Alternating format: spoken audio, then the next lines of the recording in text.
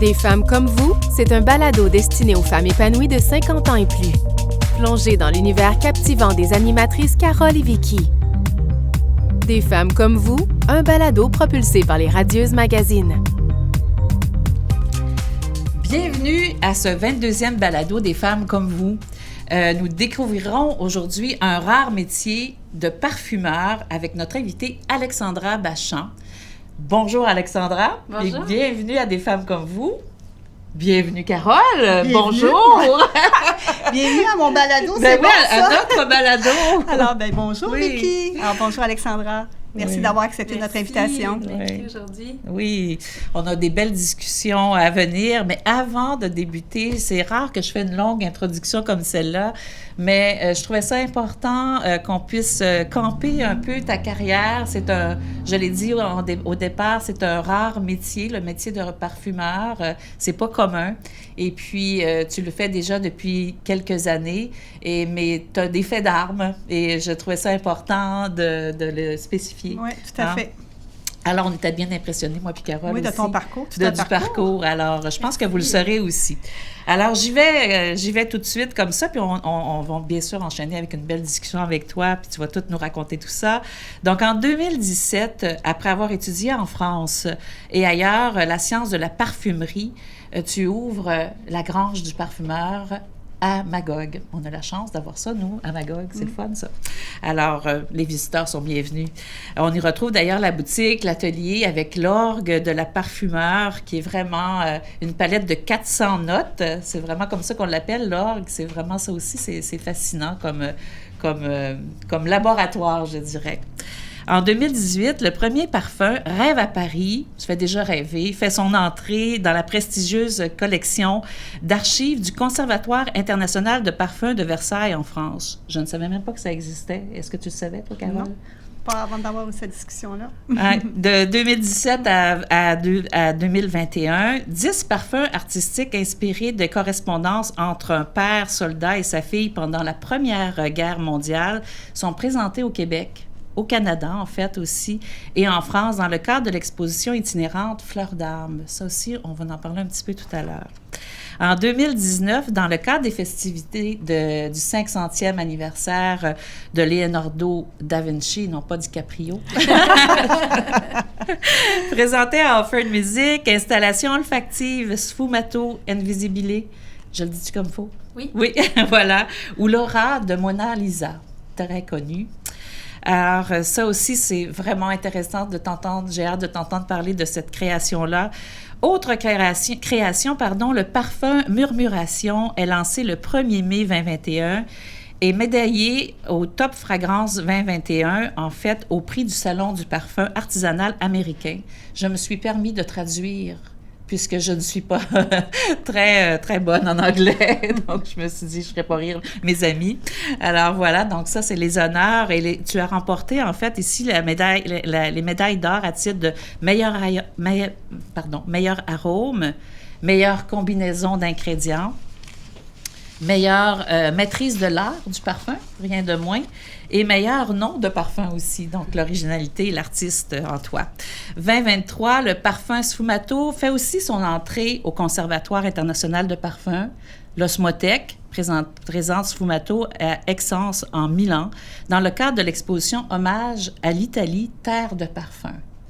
C'est presque une consécration, ça. Lors de ce grand événement annuel de la parfumerie artistique, Alexandra, tu rejoins l'équipe du Conservatoire international des parfums pour présenter une sélection de 100 parfums historiques préservés à la cave de l'Osmothèque. Ça aussi, j'ai hâte d'entendre parler de ça. Et on peut imaginer que ce fut aussi une grande expérience pour toi, cette occasion-là, cet événement-là. Est-ce que tu peux me parler un peu comment... Tu sais, là, je nomme tout ça après l'autre, mais comment tu te sens aussi par rapport à ce que tu as fait, là, ce dernier événement également qui est... Ça a été une expérience inoubliable parce que l'Italie, c'est... déjà, c'est le berceau de la parfumerie avant d'être déployée en France, c'est l'Italie. J'ai un grand attachement déjà depuis longtemps. Durant mes études en beaux-arts à l'université, j'ai commencé à apprendre cette langue-là, connaître un peu plus la culture, puis j'étais fascinée par les méthodes ancestrales au niveau de la création. Puis, donc, c'est vraiment comme une histoire d'amour avec ce pays-là. Puis, donc là, se retrouver en Italie pour faire partie de l'équipe de l'Osmothèque, pour présenter des petits bijoux historiques. C'est juste un rêve qui est avec tous les grands là. Parfumeurs, il faut le dire, là, parce que quand on dit c'est un grand événement, c'est un grand événement. C'est un événement pour les professionnels du milieu. Là. Donc, est-ce que tu peux nous dire rapidement, pour le bénéfice des gens, c'est quoi l'Osmothèque exactement? L'Osmothèque, c'est le Conservatoire international des parfums. Donc, en France, il y a un seul endroit comme celui-là au monde. Au Conservatoire, ils ont jusqu'à présent plus de 6000 parfums disparus et puis une grosse collection là, de parfums contemporains. Donc, ils ont vraiment comme mission, entre autres, de préserver la mémoire olfactive, ce patrimoine-là olfactif au niveau du monde. Oui. Mais donc, se retrouver là, c'est tout un honneur. Mais oui. C'est vraiment incroyable, mais moi, je voue une admiration pour tout ce qui est justement préservation du patrimoine, c'est important. Donc, l'histoire, c'est quelque chose qui me touche. Donc, une institution comme celle-là qui a une mission aussi noble que de vouloir préserver un patrimoine qui est intangible, qui est invisible, qui est éphémère, mais qui marque vraiment des générations et des sociétés. Donc, c'est vraiment important. C'est intéressant parce que quand on parle de patrimoine, on pense toujours à des édifices souvent ou des c'est comme le patrimoine immatériel. C'est ça, mais là, un patrimoine d'art olfactif. Donc, ça a été vraiment un moment incroyable. Un moment magique, on peut dire ça? Oui, tout à fait. Bien, cette année, elle est assez spéciale, là, parce qu'il se passe plein de choses, mais donc j'ai été honorée de pouvoir me joindre à l'équipe en mars dernier. Puis Alexandra, toi, tu es parfumeur. Hein? Il n'y en a pas beaucoup ici, je pense, au Québec ou au Canada. Non, même. mais c'est parce que déjà, c'est un métier qui ne s'apprend pas... c'est pas dans les écoles. Là. Non, voilà. Donc, déjà, ça rend un peu... des choses inaccessibles un peu. C'est ça. Oui. Alors, c'est ça qu'on va découvrir avec toi là, aujourd'hui, hein, parce que c'est un métier qu'on connaît peu, puis je pense que les parfums, ça touche un peu tout le monde à différents degrés. Hein, puis, oui. Si on parlait plus précisément du métier, justement, là, de parfumeur, puis aussi des étapes peut-être de création d'un parfum, comment ça se passe, comment ça commence un petit peu? Alors, ce que je peux vous raconter, ça va être vraiment d'un point de vue personnel. Hein. Je vais vous le raconter d'un point de vue en tant que parfumeur indépendant. Et c'est un peu différent là, quand on se retrouve dans les grands labos, tout ça. C'est pas de cette façon-là que je fais mon métier. Je le fais vraiment en tant qu'artisan, artiste, tout ça. Donc, j'ai vraiment la pleine liberté déjà dans ma création, au niveau de la direction artistique, au niveau de tout ce qui est vraiment génial. Puis... c'est quoi la bougie d'allumage quand tu commences? Oui. Alors, je dirais que c'est... tu vois, c'est vraiment semblable, je pense, à toute forme de création en général. Là. C'est que d'abord, on va arriver avec une idée. Hein? Donc, je dirais... Si je pense à... Ça serait quoi les grandes étapes? Pour moi, il y en aurait comme 4. Je dirais, donc, si on dit l'idéation, donc la première étape, tu sais, que je peux élaborer ensuite. Après l'idéation, c'est un processus qui est, je dirais, il y a une étape qui est la recherche. Après ça, il y a la composition, qu'on pourrait appeler aussi la formulation. Puis ça se termine avec la fabrication. Donc, si on reprend du début, l'idéation, bien, effectivement, oui, ça prend comme un petit moment d'étincelle, un petit moment de magie. Moi, j'aime des moments qui sont tout simples, là. Tu sais, c'est des moments où j'ai l'impression que soit je vis quelque chose ou je suis témoin d'un petit moment. Ça part d'une émotion? Ouais, ça part d'une émotion, mais souvent comme, je dirais, un émerveillement de beauté. Là. OK. C'est comme une petite épiphanie de beauté. Okay. Ça peut être quelque chose de tout simple? Ça peut être quelque chose de vraiment tout simple. OK. Je te donne un exemple. J'ai un parfum qui s'appelle Valse Bleue. Puis Valse Bleue, c'est ma façon de dire que, tu vois, quand je suis arrivée sur le chemin des Pères, où est mon atelier, ou la maison de parfum, on est sur le chemin des Pères, c'est en hauteur du lac Memphremagog.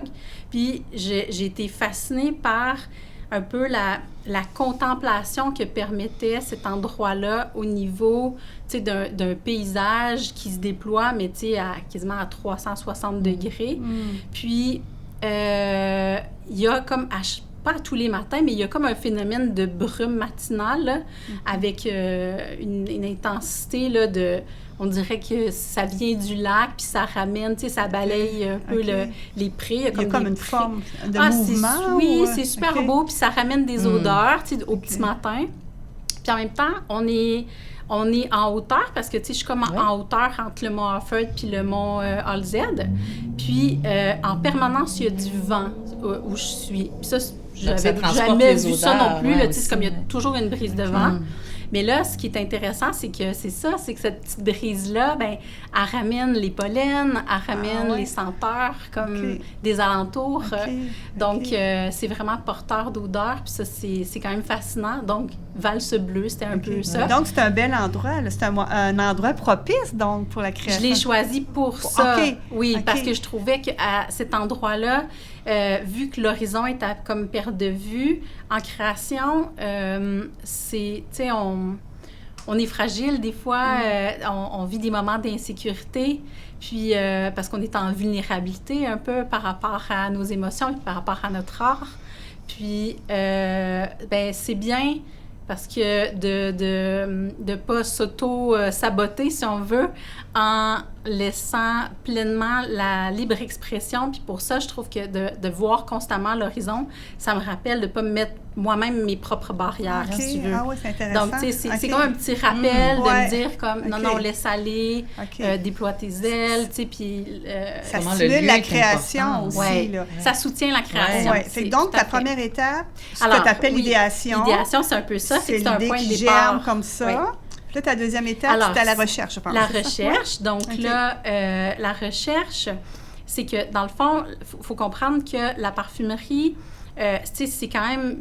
Pendant des années, on va apprendre à sentir, à être capable de reconnaître les constituants odorants. C'est un long travail de mémorisation, donc c'est un travail de l'esprit avant tout.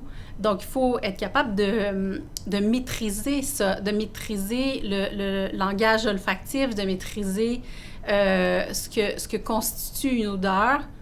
OK, je vais être peut-être plus précise. Ici, sur la table, j'ai ramené des narcisses du jardin. Alors, admettons que ça, c'était mon point de départ d'inspiration. L'idéation, c'était d'exprimer la beauté des narcisses. Alors, dans mon processus de recherche, la première chose que je ferais, c'est que d'emblée, je me dirais, j'ai envie de les sentir, je voudrais me rapprocher de mon sujet. Donc là, si on se met le nez dans une fleur de narcisse, qu'est-ce que le parfumeur va se dire? C'est une senteur qui est florale, mais tu sais, je veux dire, on est capable de pousser plus que ça. Donc, on sent, puis je veux dire, ah oui, ça sent le benzylacétate, par exemple. Parce que cette odeur-là, je la reconnais au nez. C'est une odeur qui est fleur blanche. C'est une molécule qu'on retrouve dans une panoplie de fleurs un peu similaires. Si on va, par exemple, tout ce qui est jasmin, on est dans cette molécule-là. Donc là, je vais sentir ça. Je vais me dire, OK, oui, il y a un gros pourcentage de cette molécule-là ou de l'alcool aussi. Après ça, je vais sentir, je peux me dire, OK, il y a une fraîcheur aussi florale. OK, je le sens. Je vais me dire, OK, il y a du linalol. Bon, je vais tout me décortiquer ça. Mais ça, est-ce que ça se développe ou... c'est ça le travail. C'est ça le travail d'apprentissage. Quand tu dis travail de recherche... Là, le travail de recherche, c'est des connaissances qu'on a appris en amont d'être parfumeur. Puis après ça, dans le travail de recherche, je vais sentir, puis je vais me décortiquer les constituants odorants. Là, je me mets ça en tête, je m'en fais comme un tableau. Puis, je peux le noter aussi sur une feuille. Puis après ça, je me dis, bon, là, sachant qu'il y a comme tel constituant, telle autre note, tout ça. Là, j'ai déjà une idée, ça commence à prendre forme. Je me dis, OK, alors ça, je sais que ça va bien avec tel autre constituant, tu vois. Et là, je suis en train déjà de me donner une idée d'une forme d'harmonie que je pourrais créer, mais qui va toujours, qui soutient mon ossature de départ, là, parce que là, j'avais nommé. Puis là, dans mon idéation, je vais m'écrire, si tu veux, comme des 2-3 paragraphes. Là, ça n'a pas besoin de plus que ça, mais juste très qualitatif, où je vais me dire, bon, là, si on ce était que tu comme... veux créer, oui, ou vers là, où tu veux j'étais aller, dans le narcisse, et puis ouais. là, tu sais, je vais essayer de me mettre ça comme assez clair dans l'idée, là. Pour garder comme une certaine ligne Pour, aussi. pour savoir où je m'en vais dans mon projet. OK. Mais ce qui est pas intéressant perdre le aussi, fil. ce que Carole amène, tu sais, parce qu'il y a la recherche, les connaissances, Ouais. mais l'odorat, donc ça se développe un peu comme un sommelier ou un œnologue, peut-être, va développer les papilles. Oui. C'est important d'arriver à reconnaître, parce que là, si on veut être capable de composer, ben il faut savoir maîtriser ces éléments-là. Il faut savoir qu'est-ce qui va bien ensemble. Est-ce que tu avais déjà un nez spécial avant de... Alors oui, c'est ce qui a fait qu'à un moment donné, ça a été le point de bascule dans mon... dans mes études en amont, qui était comme... je travaillais de façon créative, mais au niveau, de la peinture, du design, j'ai aussi, à un moment donné, touché un peu le film, j'aimais la caméra, j'étais comme un peu touche à tout, parce que j'avais comme l'impression de jamais être pile sur mon médium, si on veut. Puis, donc, je faisais comme un amalgame de plein de choses, parce que je me sentais des affinités avec un peu tout. Puis, à un moment donné, ça s'est précisé, là. J'ai compris que mon odorat, c'était vraiment mon outil premier, puis c'était ça qui était plus développé que la moyenne des ours. Parce là. que vraiment, si je me souviens bien, lors de notre discussion, la semaine dernière, tu disais que tu t'étais rendu compte, toi, c'était anormal, tu sentais des choses peut-être que les autres ne sentaient pas ou ne remarquaient pas, puis est-ce que je me trompe? Non, puis qu'à non, un moment donné, c'est tout à fait ça. Ben, à un moment donné, tu as as réalisé que tu avais un odorat beaucoup plus fin, beaucoup plus développé. Je ne sais pas si c'est les termes qu'on doit dire. Je veux dire, je ne suis pas non plus un animal de cirque, mais je veux dire, c'est juste que... Mais je ne faisais pas allusion à ça! Non, on fait des blagues, mais c'est dans l'idée qu'à un moment donné, j'ai compris, qu'il y avait comme... j'avais comme ça a dû stimuler à aller peut-être dans cette orientation-là. Tout à fait. Puis là, tu as trouvé ton J'ai médium. trouvé ma niche, j'ai trouvé ce qui était... je l'intégrais, l'odorat, dans mon processus. Mes sujets, souvent, je peignais des fleurs, l'odorat rentrait faisait partie de cet univers-là. Des choses qui me touchaient puis que j'avais envie d'évoquer. J'avais peut-être l'impression que c'était un peu tout le monde qui avait... Puis j'ai découvert aussi... plus tard, là, en faisant mes études de parfumerie, que je faisais aussi de la synesthésie. C'est que mes sens... alors moi, des fois, ça peut être... c'est quand il y a d'autres sens qui viennent s'entremêler avec un autre sens. Et là, dans le cerveau, c'est comme s'il y avait des... c'est comme si l'autoroute ne devait pas se croiser, puis à un moment donné, mais ça se croise. OK. Donc là, moi, quand je sens, je vois j'ai des couleurs aussi, où il y a des couleurs qui me sollicitent des odeurs. Ah OK. oui. Donc, c'est tout ça, à un moment donné, tu sais, puis aussi, je pense que, tu sais, c'est tout un travail qu'on fait sur soi quand on est en création, puis on apprend aussi, avec les années, à mieux se connaître dans la sensibilité qu'on a, puis dans ce qu'on recherche à exprimer, puis comment on veut toucher les gens, tout ça, puis dans notre vulnérabilité. Puis je me suis rendu compte que j'étais quelqu'un de vraiment d'hypersensible, mais de tous les sens. Puis, donc, il y a beaucoup de choses qui, aujourd'hui, me donnent des réponses sur pourquoi j'ai autant d'affinité à faire le travail que je fais. Tu sais, j'ai des petites particularités qui font que tout ça, pour moi, c'est peut-être plus simple. Puis, c'est... Dans le fond, ces particularités-là, tu les exploites de façon... de C'est belle comme des façon, forces, en c'est fait. ça. Ça devient des forces dans ton fait, métier. Mais ça, on revient aux étapes. On a parlé d'idéation, là, on parlait de recherche. On a bifurqué un peu parce que c'est vraiment intéressant ce que tu nous amènes. Donc là, dans la recherche, donc là, j'ai nommé, tu sais, comme des différentes notes. Je me dresse un peu, tu sais, comme une petite liste de tout ça. Puis là, donc là, à un moment donné, je veux sentir que j'ai fait assez de recherche, que je me sens prête à démarrer le travail. Parce que là, je vais tomber dans quelque chose, dans un crunch qui va être très structuré quand même. parce qu'en composition, ben là, il faut avoir une méthodologie parce qu'il faut tenir à jour vraiment tous nos essais parce que sinon, on est perdu, là, puis on arrive le lendemain, puis on ne sait plus ce qu'on a fait, puis il faut... j'imagine. Là, il faut vraiment devenir... Là, c'est un travail religieux, comme on dit. Oui, là, on est vraiment... on est dans de la petite broderie fine, là. Donc là, c'est juste, dans le fond, de bien vous donner des méthodes de travail, je dirais, parce que là, après, chaque parfumeur a peut-être ses méthodes, puis c'est sûr que, de toute façon, c'est le cas, c'est comme toute forme artistique, on a nos petites habitudes.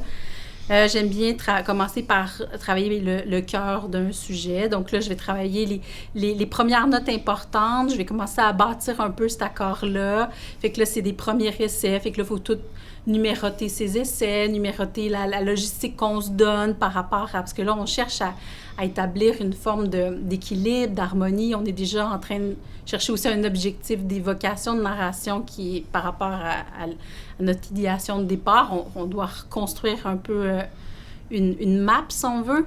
Et donc là, faut tout bien clarifier les différentes étapes puis les différents ressentis aussi, parce qu'on va sentir nos essais à mesure. Fait qu'il faut se laisser des bonnes notes pour savoir, ah oui, à telle étape, c'était quoi donc, tu sais. Fait que là, il faut se rappeler. Justement, à ce propos-là, tu as utilisé le on, je ne sais pas si c'était volontaire, mais est-ce que tu fais sentir d'autres personnes dans ton processus, là? Est-ce que pas à ce niveau-là. Pas à ce niveau-là? Okay. Non, là, c'est encore trop une grosse... Non, à la fin. À la fin, des fois, moi, je suis pas...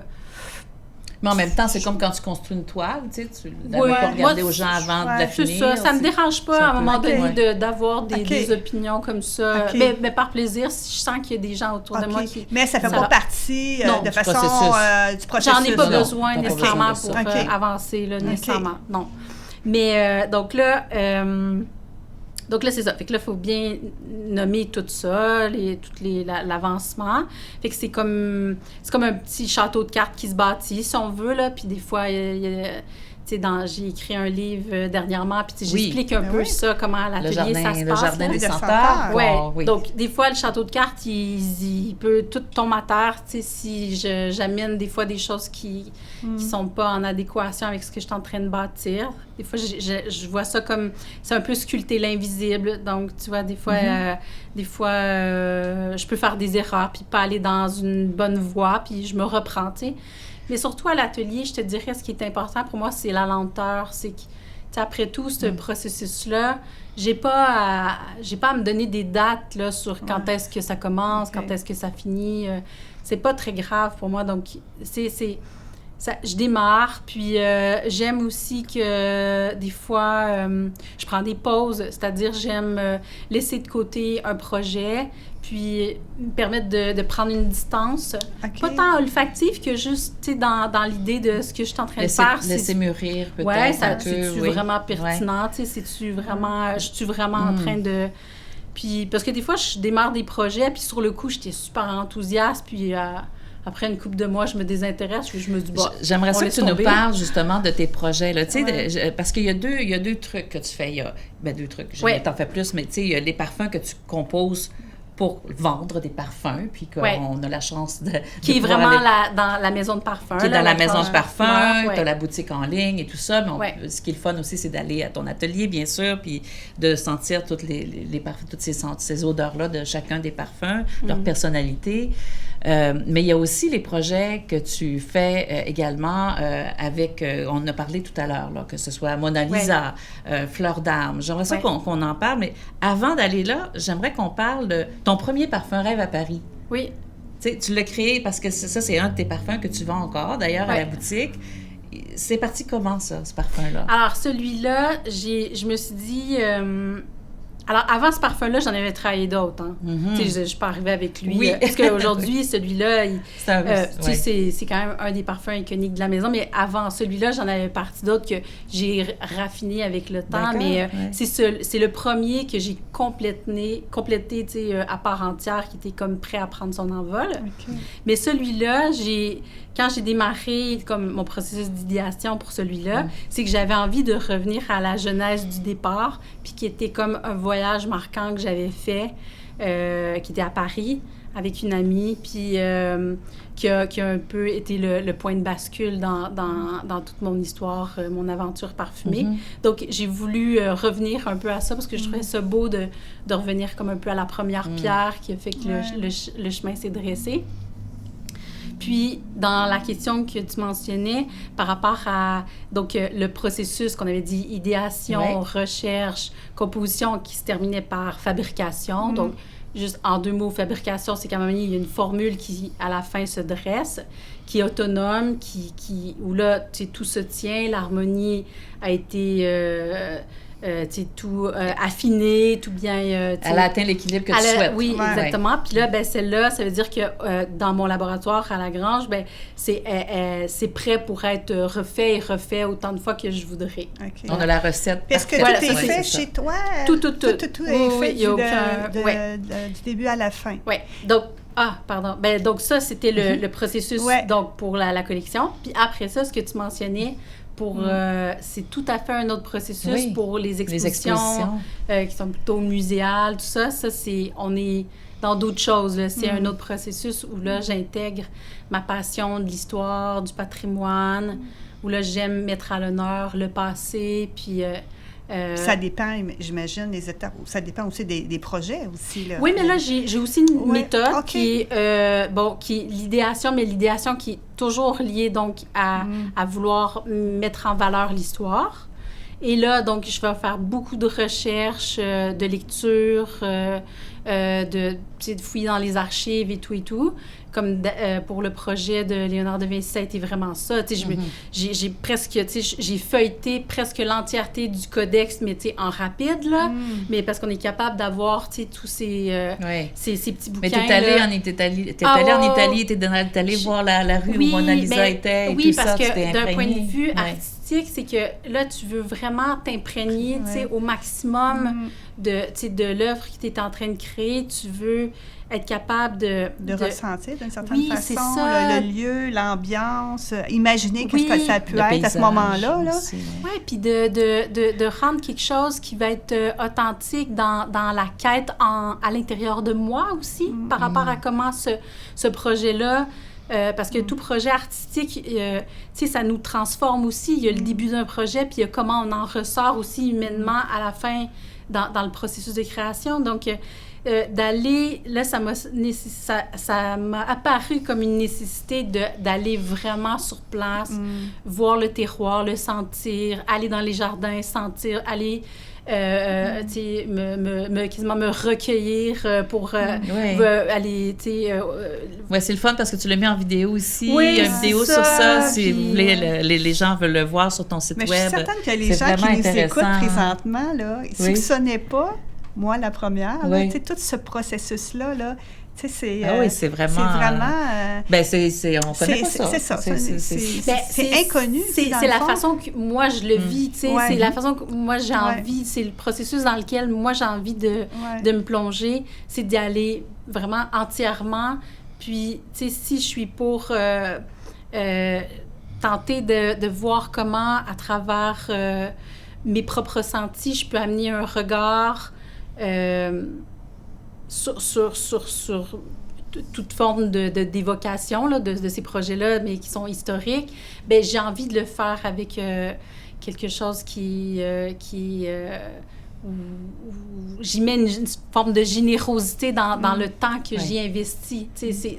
Ça permet aux gens qui vont voir l'exposition aussi de ressentir, parce que l'odorat en fait, c'est une mémoire. C'est une mémoire d'émotions, etc. Pour chaque personne, c'est différent. Les odeurs évoquent souvent quelque chose. C'est ça, exactement. Puis, si on parle de fleurs d'armes, là, c'est particulier, cette expérience-là, en fait. Ça, c'est vraiment particulier parce que, le point de départ, c'est les correspondances, la correspondance entre un père et son enfant et sa fille durant la Grande Guerre.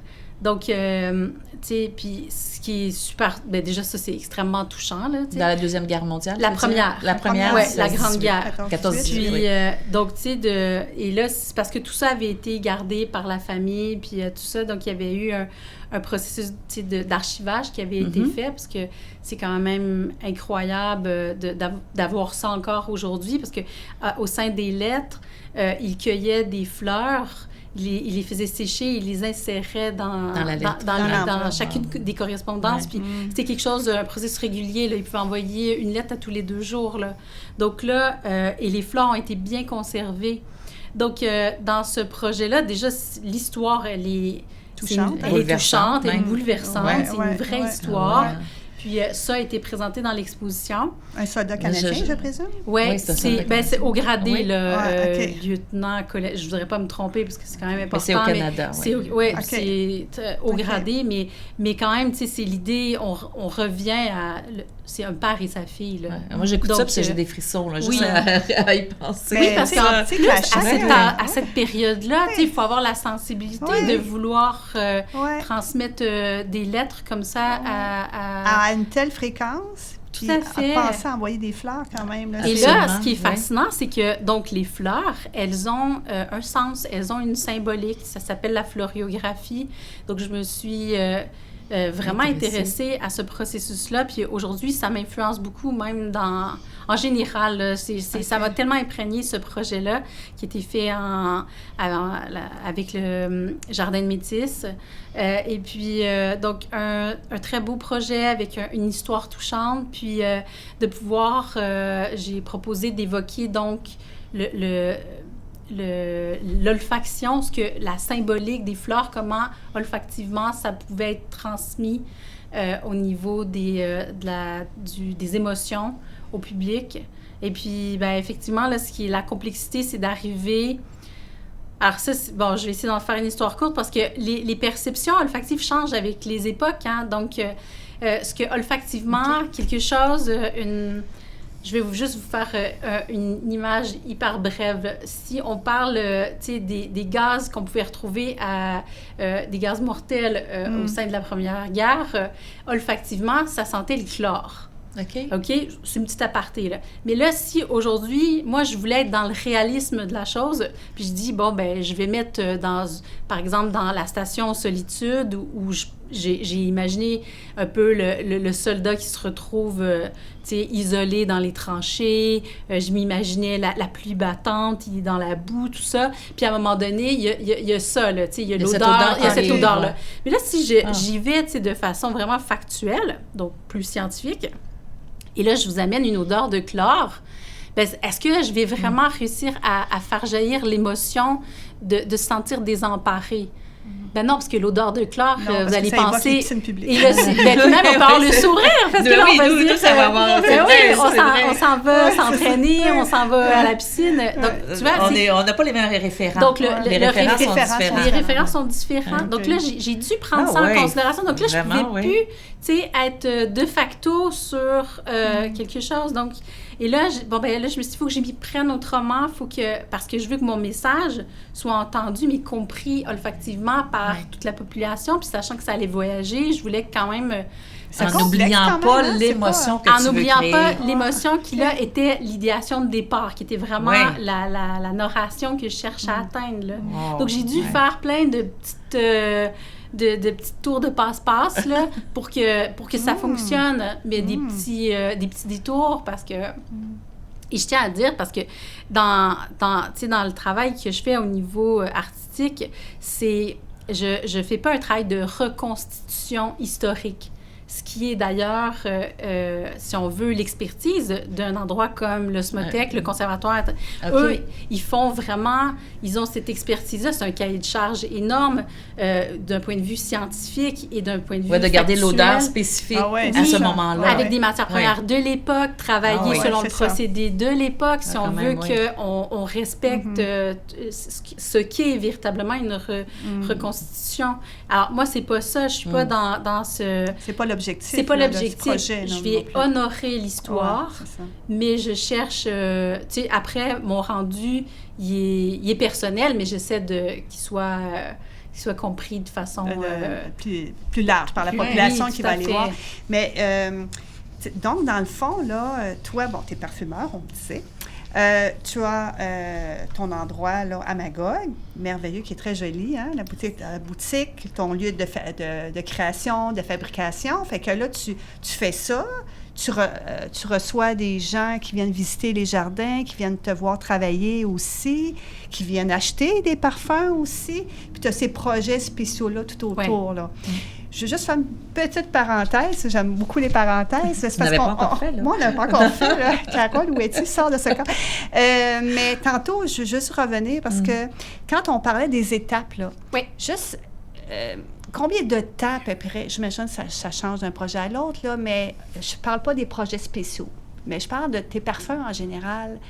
Est-ce que le temps de toutes ces étapes-là, ça prend combien de temps à créer un parfum? Alors, c'est quand même... tu pourrais être surprise parce que je dirais, c'est assez varié. Des fois, j'y mets... Alors, avec les années, ça change aussi parce que, veux pas, je me perfectionne, hein, comme toute forme d'art. Tu sais, ouais, voilà. Donc, mais ça peut être de plusieurs mois, voire plusieurs années.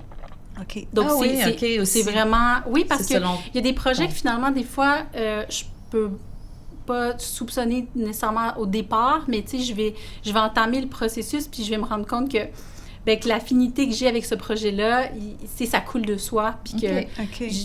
finalement, les étapes se font super bien. Puis est-ce que tu en fais plusieurs en parallèle? Ou je vais intégrer, oui, parce que s'il y en a un que ça te prend plusieurs années... Ouais, oui, OK. puis des fois, j'en laisse tomber aussi. OK. Oui, parce que c'est des de fois... l'expérimentation, là. Tu dis, ben ça, ouais. finalement, ça n'a pas donné... Pas tant, c'est juste, des fois, je me dis... Des fois, il y a comme une émotion qui me quitte. OK. Puis je veux rester vraie dans le pourquoi je le faisais. Donc, tu sais, ça m'est arrivé des fois. J'ai eu des deuils de laisser tomber un projet, mais parce que là, ça m'accompagnait plus de la façon que je le souhaitais au départ. Puis j'ai un endroit dans mon bureau là, de formulation pour ça. Donc, j'ai mes petits tiroirs, puis je dépose ça là. Puis Peut-être à un moment donné, peut-être qu'à un moment donné, je vais y revenir, oui. Là, les gens, justement, qui viennent chez vous, les jardins, qui viennent te voir, puis éventuellement acheter des parfums, comment je dirais ça? Est-ce que tu les accompagnes dans le choix du parfum? Est-ce qu'ils te demandent conseil? Est-ce qu'ils s'imprègnent eux aussi de l'ambiance? Puis là, comment ça se passe un petit peu, là? Alors, ça se passe d'une façon très fluide et naturelle. J'ai mis en place dans l'atelier, j'ai mis beaucoup de temps dans ma propre sensibilité, tu sais, j'ai une hypersensibilité, fait que déjà du lieu, des détails, de tout ce qui peut faire que des fois, on peut être détourné de quelque chose ou, tu sais, notre attention diverge. Et j'ai essayé de mettre en place un lieu où les conditions sont favorables à se laisser aller, à avoir confiance que l'odorat peut nous guider. Parce que souvent, c'est comme c'est tellement pas quelque chose qu'on met de l'avant dans notre vie que c'est ça, au départ, on peut avoir certaines craintes de se dire est-ce que je vais être capable de sentir, bon.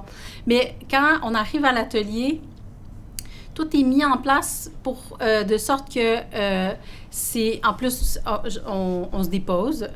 Tu vois, c'est vraiment... Déjà, l'ambiance est très calme. C'est très intimiste aussi, ce que vous avez créé. On n'arrive pas dans une grande boutique où là, il y a plein de trucs à regarder. Je trouve que vous avez comme fait un cocon. Tout est joli. Moi, même l'entrée, même le stationnement. Tout est beau. Parce que sinon, moi, tout ça m'interpelle. C'est la beauté aussi. Tous ces sens-là, le visuel, l'auditif, je le capte tout le temps, puis ça me dérange si c'est pas en adéquation avec l'intention que je veux mettre en place. Puis je veux que pour les gens, ça puisse être vraiment un moment mémorable. Là. Parce que je n'ouvre pas l'atelier souvent au public. Puis quand je le fais, ben je souhaite que vraiment ça puisse être un moment d'exception pour les gens qui vont venir. Puis et je trouve que c'est tout à fait personnel, ce moment-là, puis c'est beau que moi, je ne m'immisce pas dans ce processus-là, parce que les gens peuvent avoir la pleine confiance de se laisser aller avec leur flair, mais tout est réfléchi, là. J'ai tout, maintes et maintes fois décortiqué dans ma tête pour que, justement, le début, comment on commence à découvrir la première collection qui est plus en fraîcheur, qui est avec les agrumes. Et j'ai tout classé pour qu'il y ait une progression qui soit facilitante avec le nez. Puis après ça, on passe à une autre collection où là, on est comme prêt, le nez s'y est comme un peu fait. Donc, tu les fais découvrir, là, de façon... Oui, c'est très progressif. C'est comme quand tu fais une dégustation de vin. Tu commences par un vin léger, tu commences par... C'est vraiment drôle comment il y a des liens on quand le fait même. Un peu aussi à l'aveugle. Puis, tu sais, faut comprendre que le nez, là, c'est un sens qui est extrêmement précis. Là. C'est notre sens le plus affiné. Là. Donc, tu sais, on a 10 millions de neurones olfactifs. Là. Donc, tu sais, je veux dire, les gens n'ont pas besoin d'Alexandra pour savoir qu'est-ce qu'ils aiment. Là. Ouais. C'est ça la base. C'est la base. Hein? Oui. Qu'est-ce qui nous parle? Ils vont être capables de trouver... C'est ça qui est important, parce qu'il y a tellement de conventions ou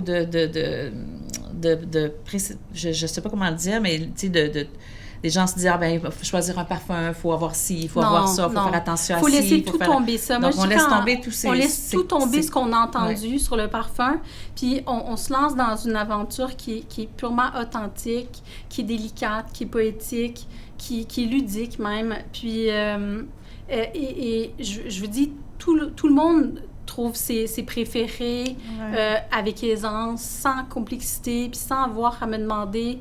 Puis ils s'en réjouissent, parce que c'est un bonheur de se rendre compte que finalement, on a ce nez-là qui arrive à tout capter, qui... Parce que c'est le nez ou l'odorat, c'est un sens qu'on n'a pas tant conscience, on comprend pas conscience. C'est ça, effectivement, tu sais, on parle toujours, on regarde, on sent tout le temps, mais il me semble qu'il est moins on a l'impression qu'il est moins présent, on y porte moins attention, on a l'impression, mais c'est pas le cas. D'ailleurs, ceux qui ont perdu l'odorat à cause de la pandémie,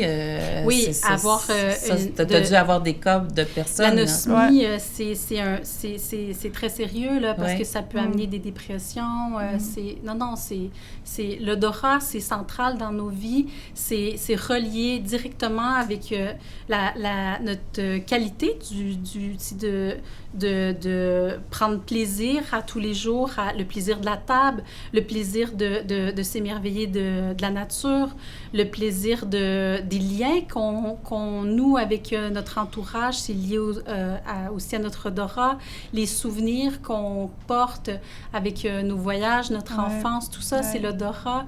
Tu disais que les gens vont trouver là, ce qu'ils aiment. Est-ce qu'il y a des odeurs qui sont plus, comment je dirais, là, qu'il y a plus de gens qui vont aimer, je me suis mal exprimée, là, mais est-ce qu'il y a des odeurs qui sont plus universelles, disons ça comme ça? Universelles, peut-être les meilleures. On est tellement tous différents et uniques, et c'est ça la beauté. Il n'y a pas des odeurs qui rejoignent plus de gens ou pas? C'est vraiment... Je pense qu'après, il y a des tendances. Les gens, de façon générale, tu sais, on se sent des fois influencé par les grandes tendances, tu sais, dans toutes choses, hein, dans la vie, dans la mode, dans ce qu'on aime, dans ce qu'on mange, dans ce qu'on boit. On est sollicité de part et d'autre, puis on est des êtres influençables. Donc, je pense qu'il y a des grandes vagues d'influence, des fois, qui nous portent à aller vers telle ou telle chose. Mais je veux dire, foncièrement, est-ce qu'il y a des odeurs qui sont... Tu sais, je vais faire un parallèle, là, par exemple. On sait que l'être humain, naturellement, aime ce qui est sucré et salé. Oui. Hein? On essaie de se défaire ça. C'était le sens de ma question au niveau de l'odorat. Est-ce qu'il y a des odeurs qui comme par exemple la vanille, là. C'est dans ce sens-là. Moi, j'entends plus des tendances, la vanille. Les gens, c'est quelque chose qui dans les clichés, là, si on est pour parler de cette façon-là, dans les clichés, les gens vont me dire qu'ils n'aiment pas la vanille. Donc, tu vois, c'est drôle. Donc, peut-être parce qu'on aime se définir de cette façon-là, à nommer certaines choses qu'on n'aime pas, ou tout ça, fait que finalement, je finis par entendre ça. Mais Donc, je sais pas si vraiment on peut dire... je pense qu'il y a plus des tendances. Oui.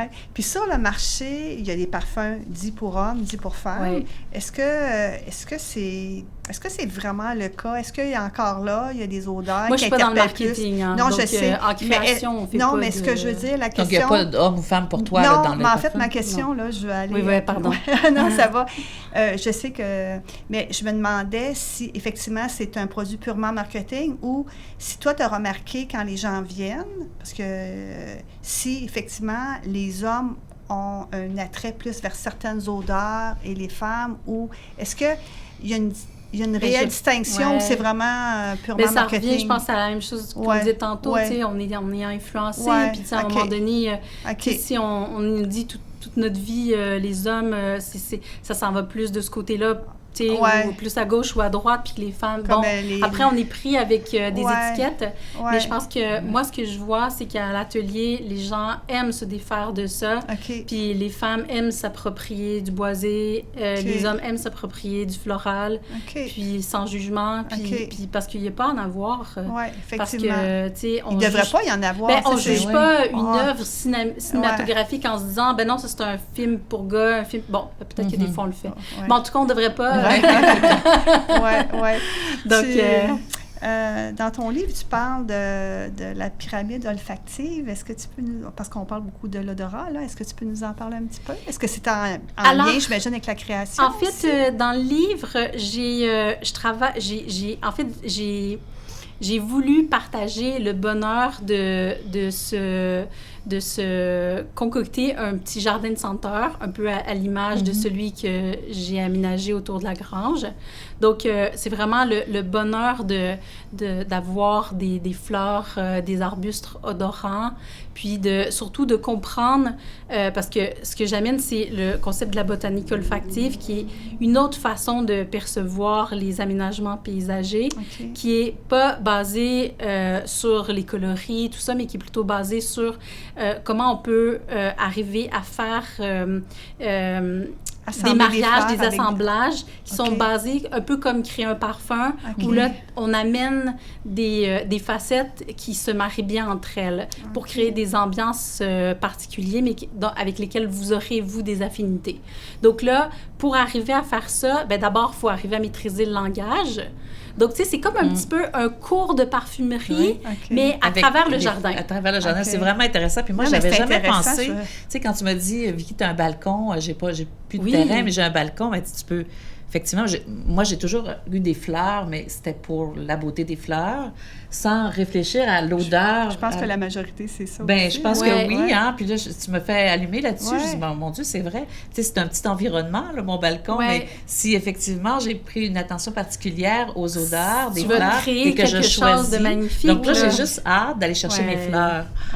Mais c'est magique. Puis tu sais, tu parlais de la pyramide, c'est pas tant... En fait, c'est l'idée de comprendre mieux les différentes facettes, de voir comment tout ça peut se bâtir, puis comment ça finit par donner lieu à une création, mais qui sera votre création, ça va être votre bébé olfactif, ça va devenir avec votre des aménagement qui ça, les gens vont aimer être chez soi, parce que là, quand tu es dans un endroit où ça sent bon, tu as le goût d'y rester, hein?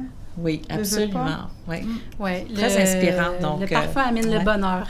Le parfum, l'odorat et tout ça. Donc, merci, Alexandra. Merci. C'est vraiment tellement intéressant. Oui, on pourra puis félicitations. Merci, moi, je te dirais félicitations. Vraiment, tout un parcours. Puis de se retrouver avec ces grands-là. Wow.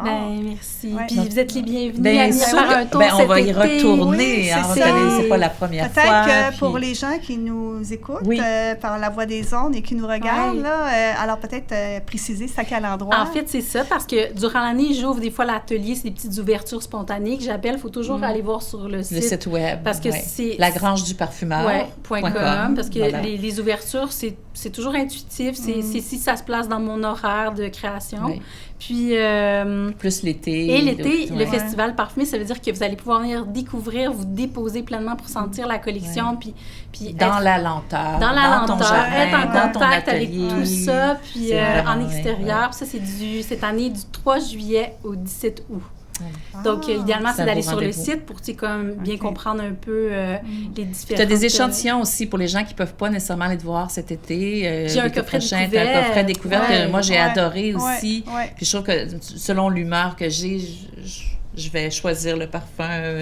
Donc ça, c'est le fun parce que ça fait... C'est un bel amalgame, Ouais. un bel échantillon. Ben, merci beaucoup. Puis Oui. je suis certaine là, que les gens vont peut-être voir les parfums autrement maintenant parce que tu nous as fait voyager aussi. Et le travail puis d'artisan et d'artiste. C'est ça, exactement, exactement. Oui, merci. Bien, alors, c'est déjà tout. Hein? Ben oui, ça passe encore Ça va vite. toujours rapidement. Oui. Alors, ben, si vous appréciez nos rencontres, nos balados, ben, on vous invite aussi à aimer notre page Facebook « Des femmes comme vous » et à la partager aussi à vos amis, à vos parents, etc.